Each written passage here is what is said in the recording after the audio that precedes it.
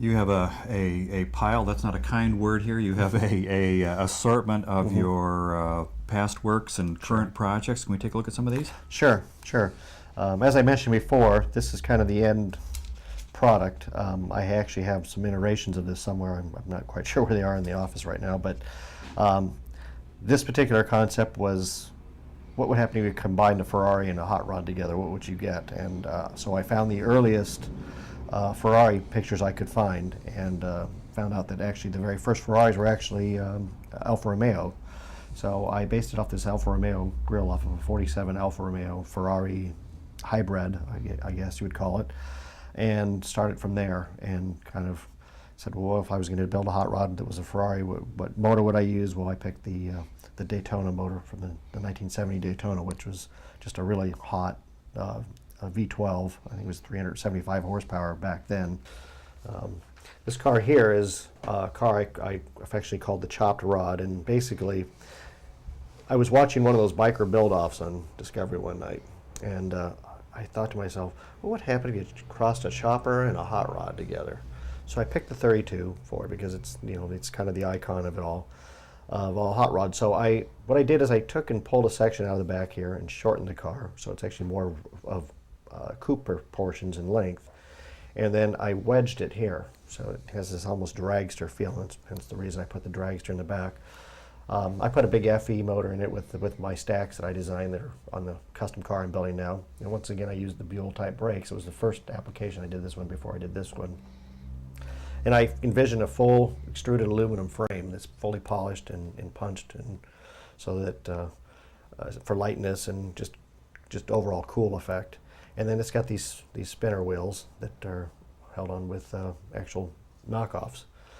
And it's got the old school style of a drop wall where you actually have the 45-degree bank that comes down, and comes in like the old original American mags, which is what a lot of the new vintage wheels they're reproducing now don't have. And I think that's part of why they don't have that same beauty that the original Americans had. And so you just taught me something. I didn't realize that whole angle thing. That's cool. Yeah, it really does make a difference. And part of how I picked that up was when I did my reverse wheels on my Ford. The same thing. When the wheels reverse, there's a 45-degree angle in the back for the drum for clearance, and it's what makes them look right. That's the secret. This car here was it was featured as a car in a dream car segment in Ron Kustom, and it's a 61 Chevy with a 67 Impala roof on it. And I'm kind of coined the term roofectomy, and what I like to do is I like to swap roofs. I've been doing this since I first started with the idea of even customizing a car.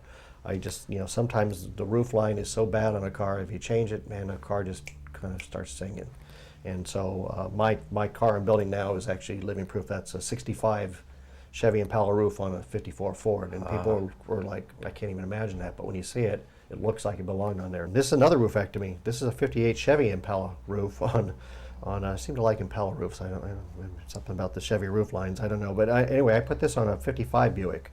And one of the things I did to this car, and a lot of people don't realize it until they see it, is that the Buicks, for some reason, had this little short round wheel arch back here, and I never quite understood why they did that. They had this beautiful sweep here, and then it just cut off, real notchy looking back here. So I put that back. I basically matched the arches, and that kind of gives this car kind of a flow. And then I Frenched everything in here. These are 59 Pontiac taillights there, and reworked 55 bumpers here, and reworked 55 bumper in front, and then these are Frenched in 53. Front headlights. And you kept our old friends in here, the Ventaports. That's good. Absolutely. I thought those were important. This is a Century, not a Roadmaster. The Roadmasters actually set up a little higher. The Centuries were actually a prettier car, and a lighter car. They were actually faster. This was also done for a magazine. This was those Chevy carryalls, or they call them Suburbans. Right. They had the roof on them. They were kind of the original SUVs. And this here has the idea of splitting the car in two, kind of a split image. I would use the name, except Hot Wheel already had it.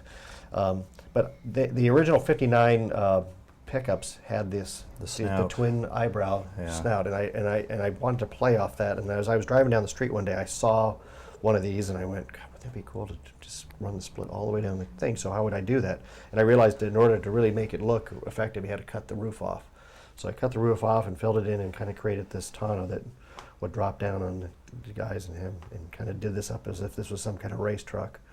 And then I did a solid rear thing. This is actually where the stock tail lights used to be, and then I just kind of added that light. Kind of a old Aurora look to it. Yeah, yeah. Goes way back. This is 1998. This is the first time I was in Rod and Custom. It was a fat fendered issue, and he said pick some oddball fat fenders that people don't generally customize, and I picked this 48 Pontiac here, and try to keep it with the traditional look with the Hillebrand smoothies, and played off the ribs and ran these right through the grill and got rid of, I had kind of a church steeple grill originally, and I took all that out and Frenched that in, and kind of left that thing, and used a girl I knew to look through the window. Another car that I did for the magazines, I don't believe this one has even been published yet. I don't even know yet. I think it's on its way. Maybe it never will be. But this is a 60 Ford, and what I did here is I took a Torino roof, a 68 Torino roof would actually fit, and I cut all this excess out of the C-pillar. The old Torino roof went like this. I cut this back to give it kind of that thing. And once again, you got matching angles. You know, I tend to like to do that. And then I matched the fenders. It's got a little lip on the fender, which the car didn't have originally. And this is the air intake for the induction. It comes in and it splits and runs up in here. And then the exhaust is exactly the same shape coming out, so it looks like this is continually running underneath the car from front to back. This is a Fordylac. There was a guy back in the 50s who actually took Fords and put Cadillac motors in them, called them Fordylacs. And if you actually go through an American manufacturer's guide, you'll actually find Fordylac listed in there. Anyway, I took off on that concept, and this was actually the car I originally wanted to build, but it was just a little bit pricey for me to do at the time, because this has got about 5 inches sectioned out of the body, and actually, is it 7? I can't remember. I have it written down somewhere, but it's heavily sectioned, and then it's got a top chop. It's got, I think they're 89 Cadillac tail lights. This is a 56 Lincoln rear bumper off of a Lincoln Mark 1. These are 57 Cadillac, 56 Cadillac bumpers with the 56 Dagmars, chrome. Yeah. And then the headlights have been Frenched, and I played off using the Ford crest line and the Cadillac V. This is probably my most famous of the dream cars, because this car is coming to life. It's being built in Starlight Rod and Custom right now. And once again, this is a 65 Chevy Impala roof on a 54 Ford.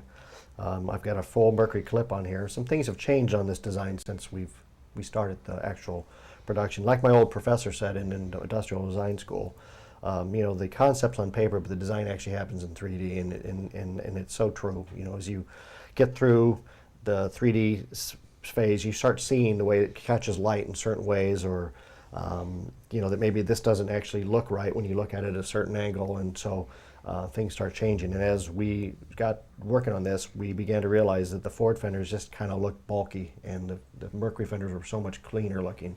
So we switched the whole front clip, so it's actually got a Mercury clip on it now.